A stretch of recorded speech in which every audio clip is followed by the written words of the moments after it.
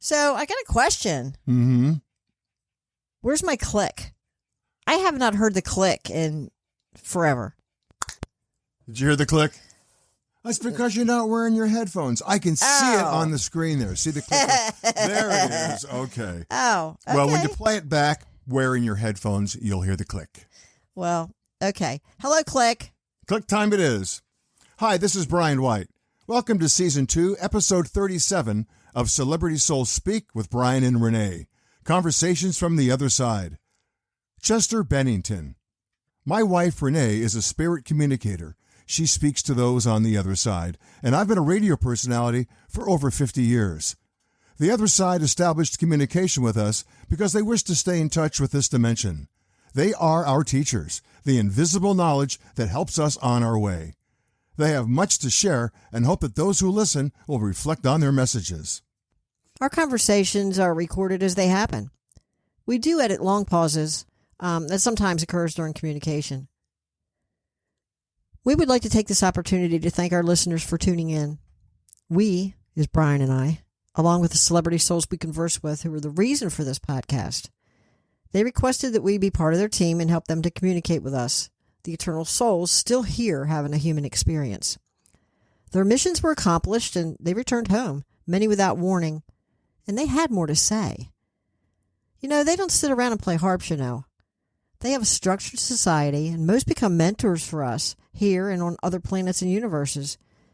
If you're listening, I assume you're enlightened and can appreciate the communications with those transitioned. But you have a part in this too. Spread the word. People need to hear what they're saying. There have been some very serious topics raised in this forum, like our recent episode, Brain Injury, with Aaron Hernandez, Paul Allen, Junior Seau, and Dave Durian. People are dying needlessly because they have CTE, which is chronic traumatic encephalopathy, and it's from repeated blows to the head. Joe Namath may have found a way to stop this deadly disease. I don't know. You'll just have to listen for yourself. Have you heard what Abraham Lincoln thinks about his beautiful America? Can I say that my beautiful country is a damn mess? That's what he said. And I said, yes, sir, you can. Steve Jobs gives a dynamic description of his death and transition during our conversation.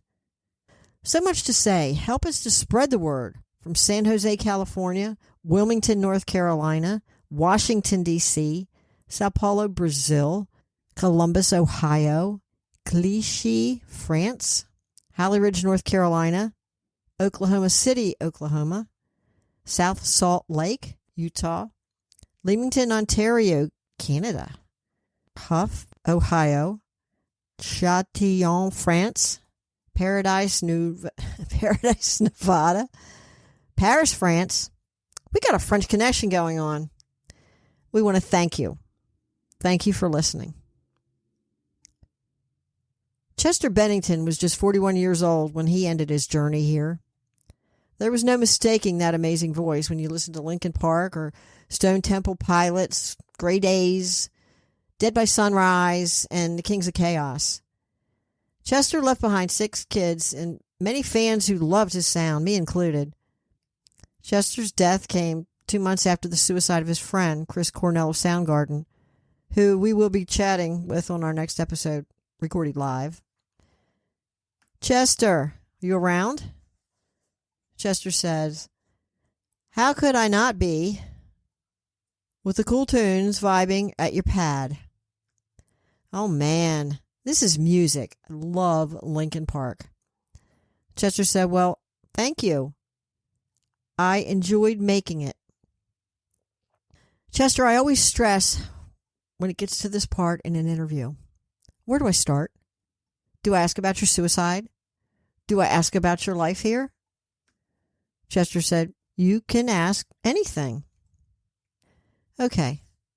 So let's start from the start. Tell me a little bit about the beginning and the important times in your life. Chester said, well, I was a kid, then a bigger kid, then an adult. That's really good. Okay. Will you talk about the depression? Will you try to help others to understand what you were thinking when you made that decision? Chester said, I think we all go through the ups and downs of life. But with people like me, I don't spend a lot of time in the up part of life.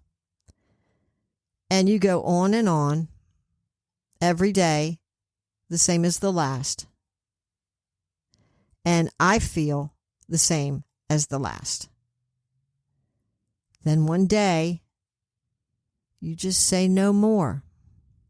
I'm not doing this no more. I don't have to if I don't want to.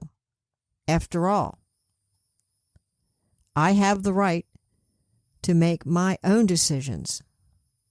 I decided I was done. So I left. Will you take us through your death and transference to there? Chester said, I didn't die right away. That's what I had been counting on, that I would die right away and not have to undergo the panic of dying.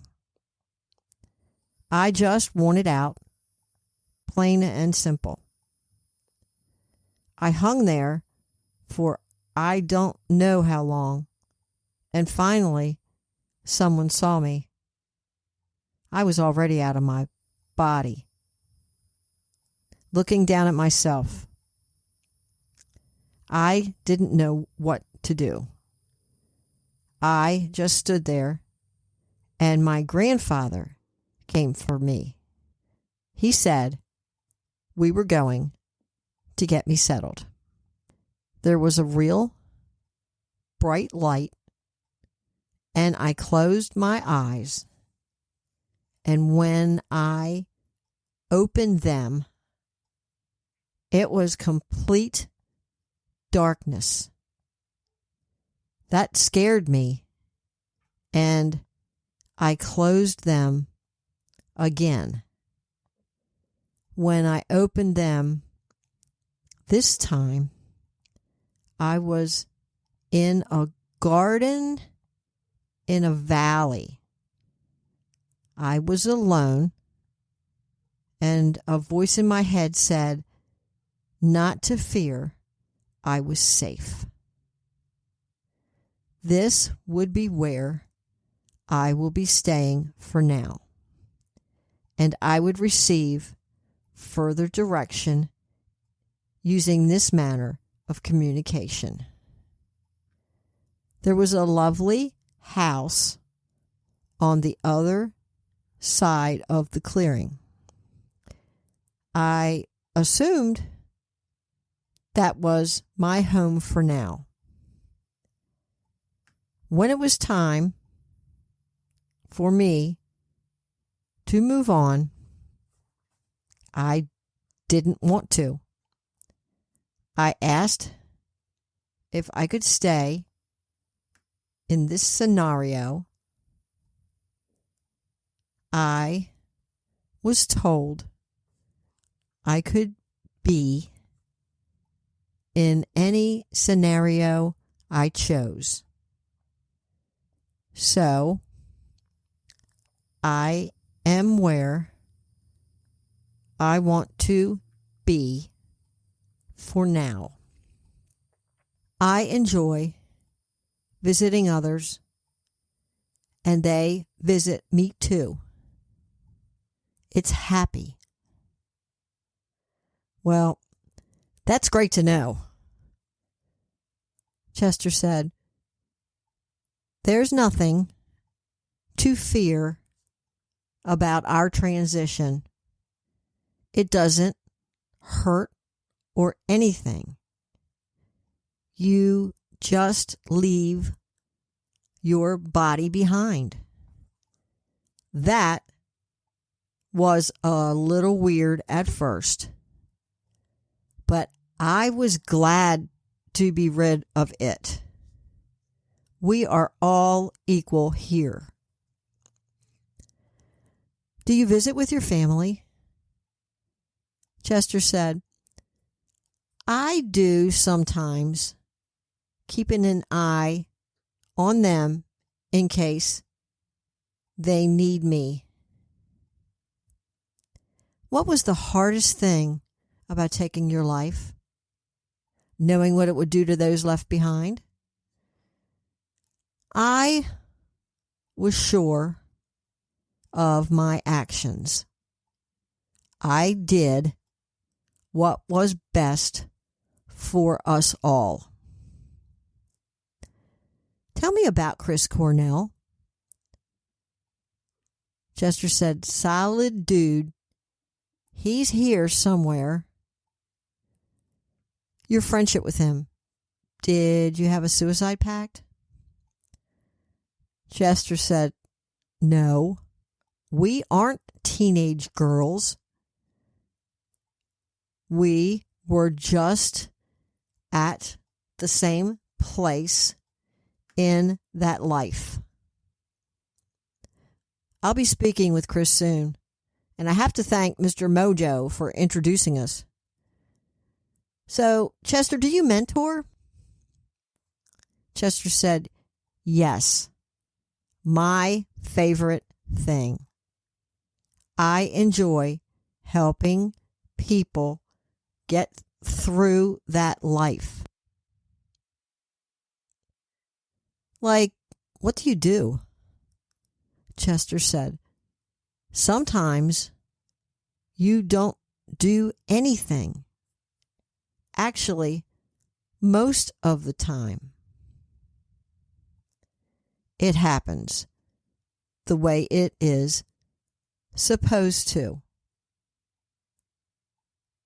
Do you have any plans on coming back here anytime? Chester said,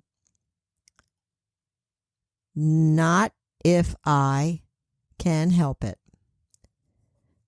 There is too much to experience. Why do something you've already done? Good point.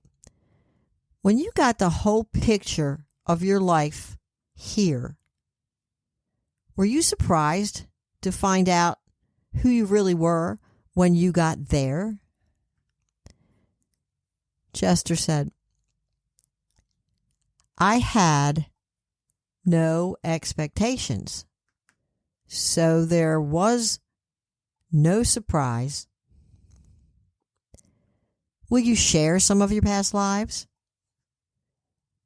Chester said, I'm still trying to catch up on that kind of stuff myself.